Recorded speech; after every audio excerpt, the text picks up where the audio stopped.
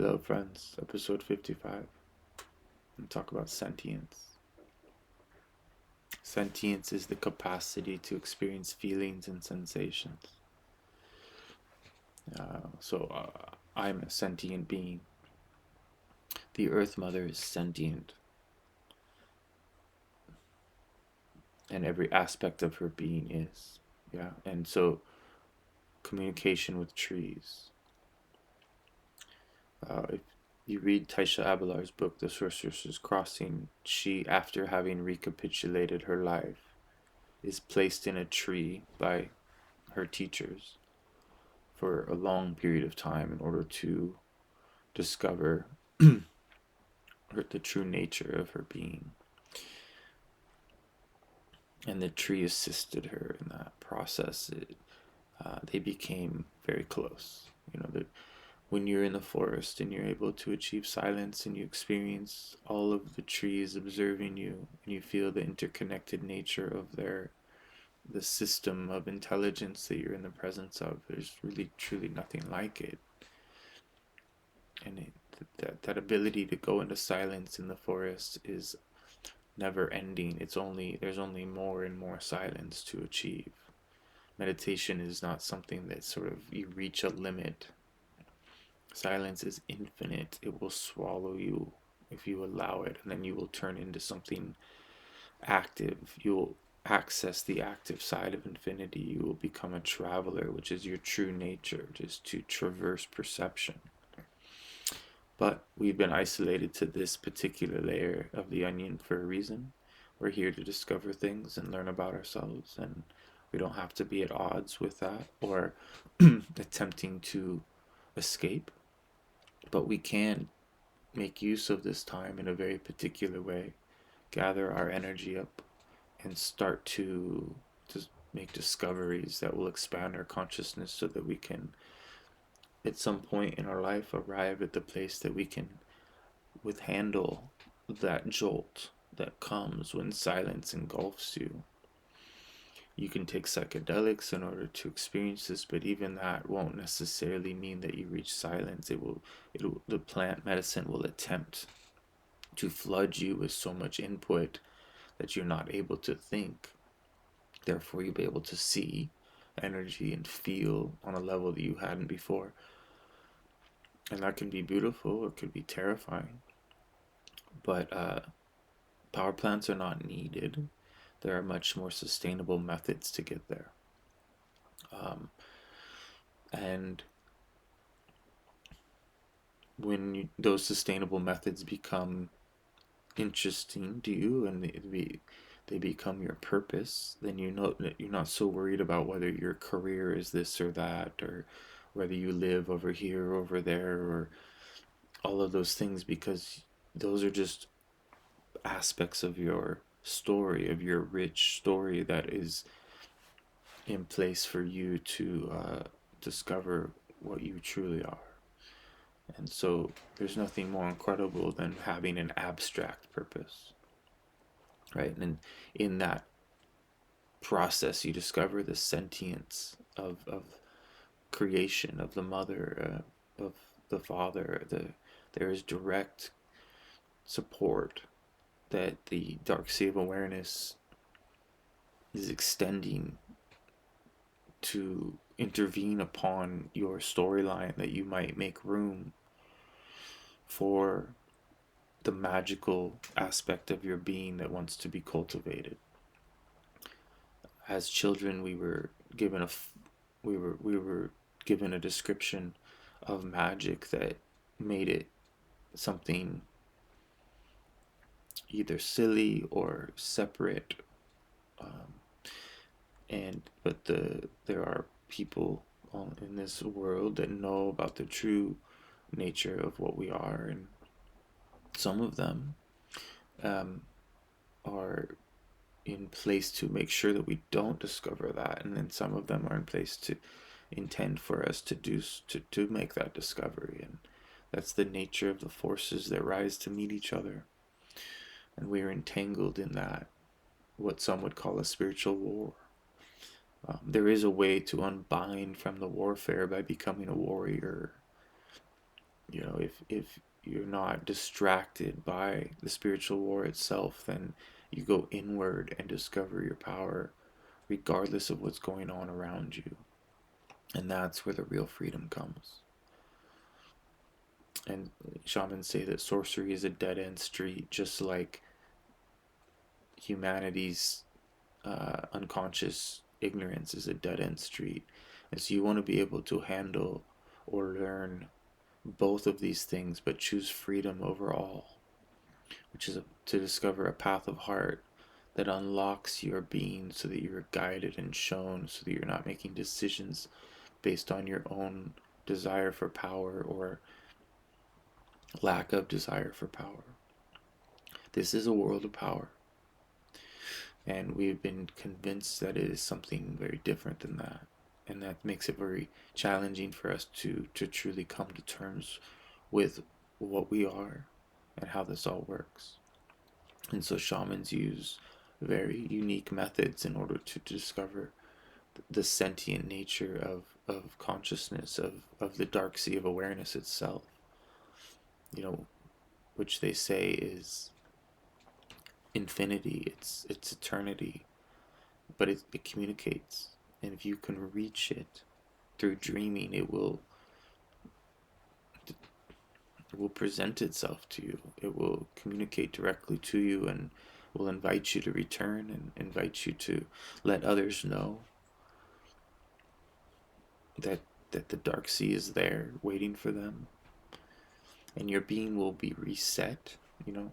And so the reason Toltecs practice dreaming in the way they do is in order to discover the territory in which they are capable of traversing. And in that process, they discover there are places that are not habitable to, to us, to where places where you would lose your energy and lose your purpose because there's nothing human about it. And so that's what they refer to as the unknown, the known, the unknown, and the unknowable. And it's okay that there is the unknowable. It's okay that there is mysteries beyond mysteries that we are not here to make sense of. Stop making sense. That's like, talking heads stop making sense. Like, we're always trying to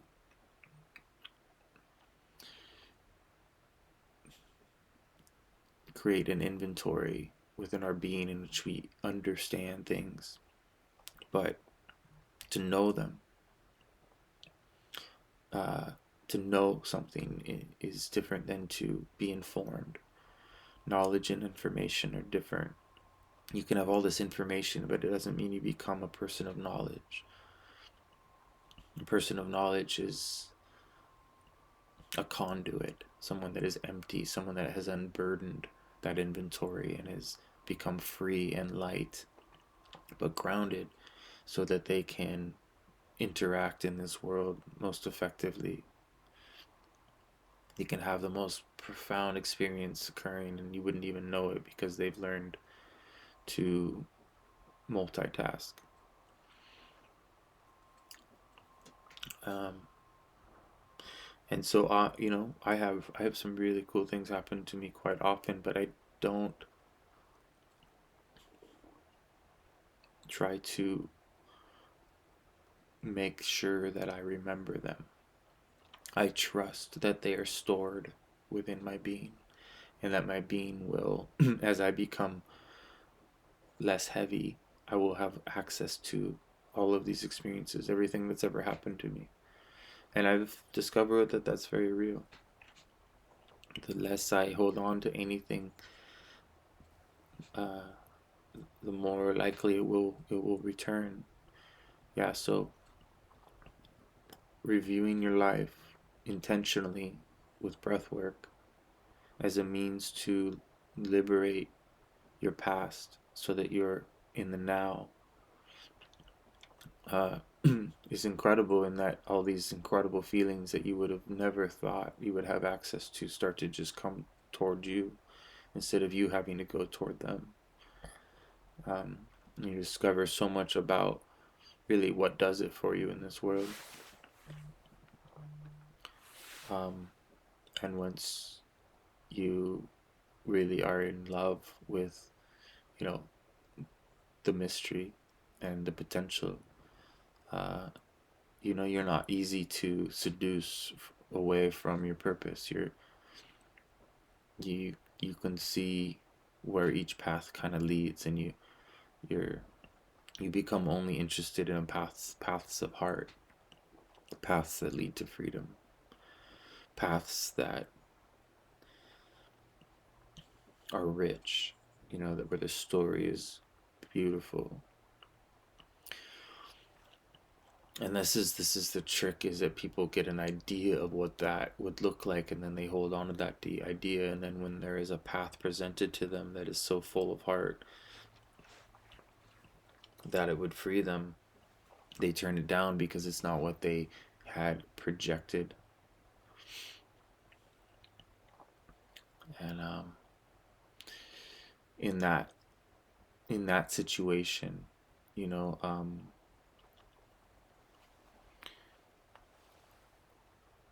you learn from the projection, because you were upholding an idea of something, and then you learn to let it go over time, and start to really be able to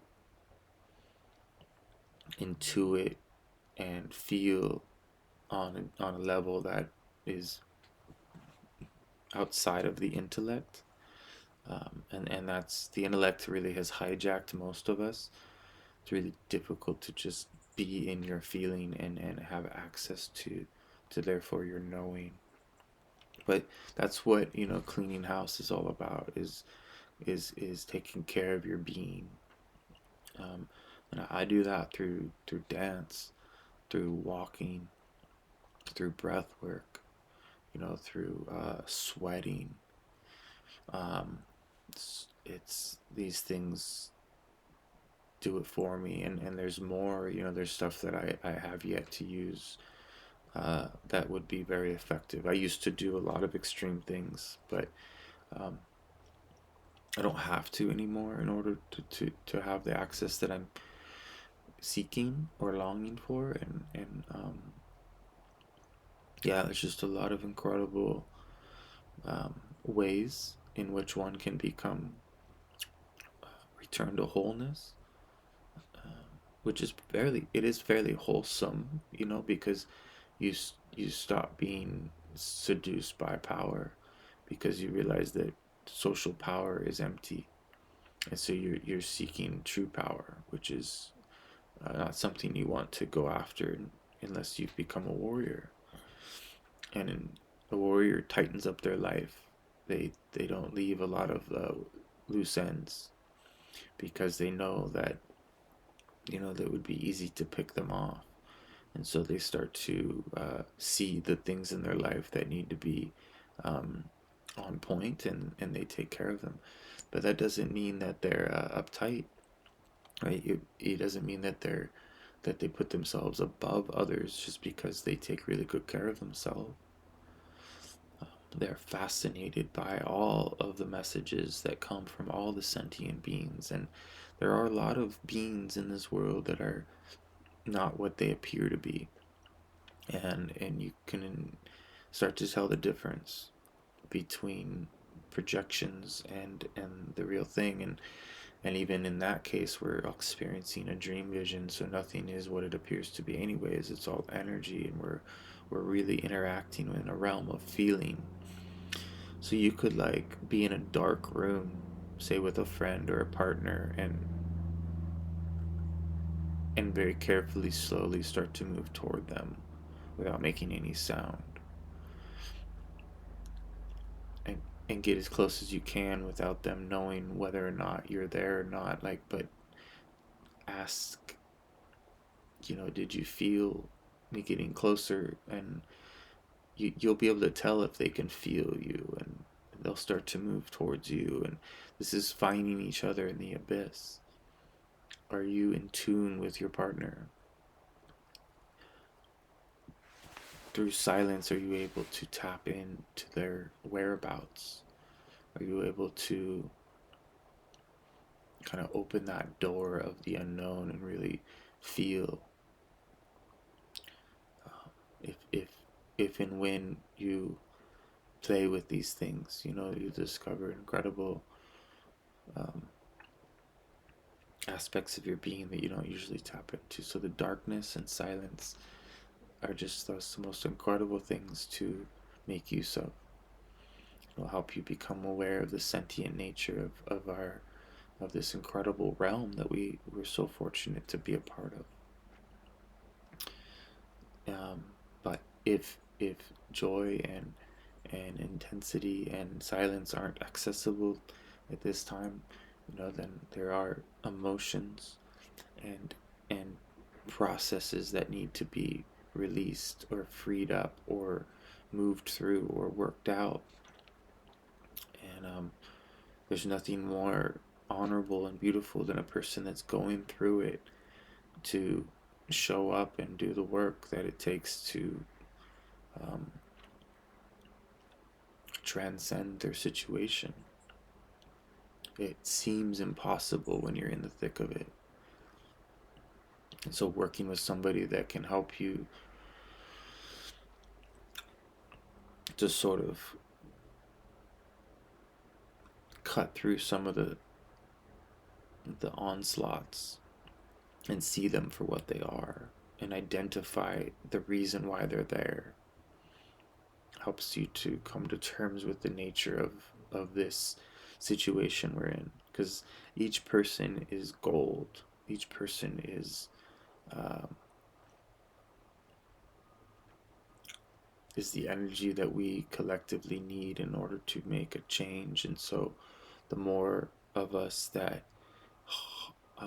mine for that gold within our being, when you discover that you are the treasure that you're seeking and you're willing to make the changes in your life in order to uh, really do the digging, the cleansing, the scouring, right? Because your chakra line needs it wants to become stronger and emptier, um, so that you can handle all this incredible joy and sadness that wants to move through it. It's really incredible to be able to feel things really strongly, but not have them dismantle your day or your week or your month. Right? It's okay to just allow this stuff to move through us. Take that authentic moment to process it and then shake it off and go do what you need to do in order to pay the bills or whatever situation you're in.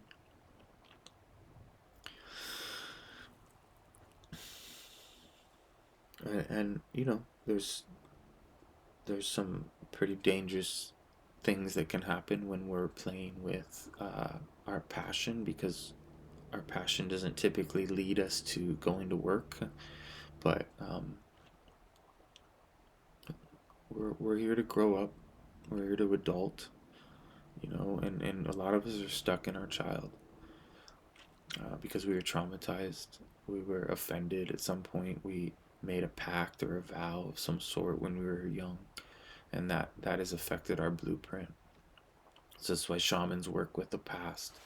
This is why shamans, really um, focus on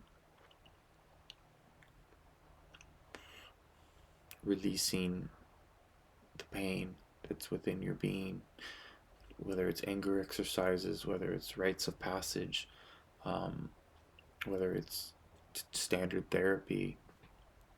Um, you know, you may go out and seek a therapist and be like, well, this person isn't it, but maybe there's something that you can get through with them before you go on to the next one. Like, don't be afraid to use people for what they can offer,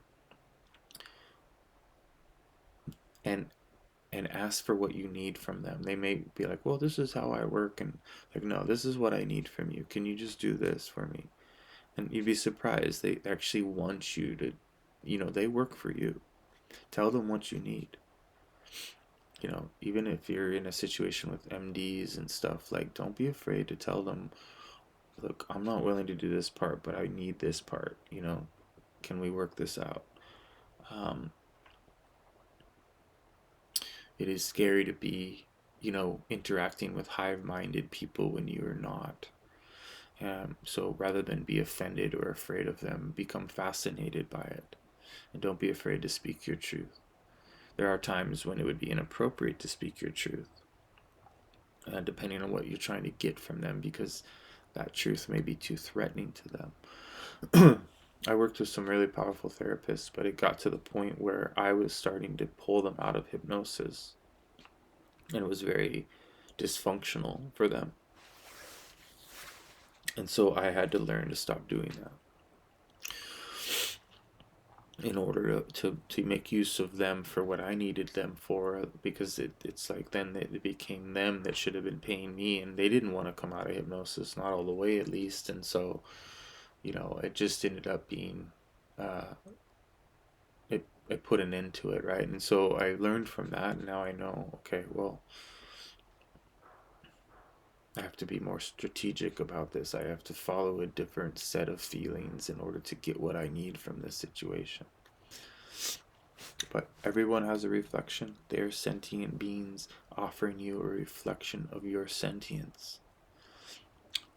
Just because I have learned how to feel more doesn't mean that I can feel to the degree that I eventually will be able to. I still have armor and wounds, and aspects of my being that are just still heavy, um, and I still take myself seriously, and I take this situation we're in seriously, but not as much as I used to. I'm becoming much lighter and much freer, and therefore I can see things, you know, that maybe others cannot. And but there are things that I cannot see that others can, and so yeah, being open to situations, opportunities. You know, there's a lot of guidance in this world that we overlook because we are expecting it to come from somewhere else, or that it has to come from us. Um, you know, I borrow from people's focus. Like if somebody's really has a very particular strength that I don't have, I borrow what that would feel like. I tap into it as a means to um, live vicariously through that person in that moment. And when I try that on, that feeling, that mood, that intent, you know, it's like, oh, thank you. I another tool that will be useful. And so that person, whether even if they were somebody who was yelling at me or somebody I wasn't, you know, friends with, I'm thank them from the bottom of my heart for showing me something that I'm gonna need in order to travel and traverse perception, um, and or just, you know, get through a difficult day at work, right? Like this, it's all the same, really. This is a dream we're in. This is a vision. We're having a vision together, and there is more than this vision. And we want to not put so much stock in this vision that we can't have access to the others. And that's why shamans say money is heavy. You attach yourself to money, and you think, oh well, look at me. I've got this and that, and this and that, and the trophy wife, and all the things. And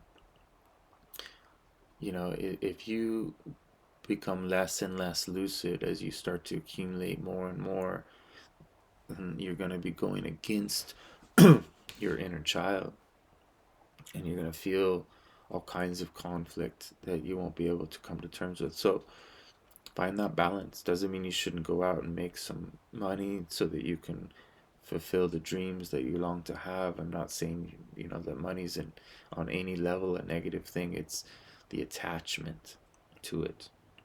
It's the attachment to how people see you. It's the attachment to social power. And it's really, really difficult to turn down social power because it's there is an allure, there is a pull, it pays dividends. It allows you to get a lot done in this world. And it doesn't mean you can't have it and still have the real thing. It's just, it's like a test. It will offer you opportunities that, um, you can learn a lot from. But as you get really honest with your feelings, you'll start to realize, oh, this would take me from my center if I were to, you know, open this door having not developed the resiliency for it. But ultimately, these are just concepts. This is just a syntax. This is just a way of talking. There's other ways of saying similar. There's other ways of putting all this. And ultimately, you are the barometer. You are the one that can feel your way through where you need to go based on you knowing where you're at. If you don't feel comfortable jumping into certain things because you don't feel prepared, then that's your higher self informing you. There are different versions of that are more like where like fear has really found its way in and is controlling you, and therefore you become controlling, and then you contract, and then you're not in a state of expansion and trust, and so that makes it difficult for that electromagnetic field to be strong enough for you to have the magnetic gravitation toward the things that you're here to gravitate towards. And because you are a being of intent that is here to unburden yourself so that you can, at least for maybe one moment, be a witness to all that there is, to have a glimpse of eternity, and to be so moved by it that you're willing to take care of yourself in a new way. And that could be witnessing a child as an infant and see their how incredibly beautiful and powerful and alive and aware they are, and just wanting to really give yourself permission to feel that within yourself. It could be the forest, it could be the desert, it could be climbing a mountain, it could be reading the Castaneda books. Everyone has a different way in which they're affected by the eternal. But when you really truly have an eternal moment, everything changes. And then you have to really reevaluate things. And that takes time. And luckily we have it. We have been given this linear process to do just that. Thank you, friends.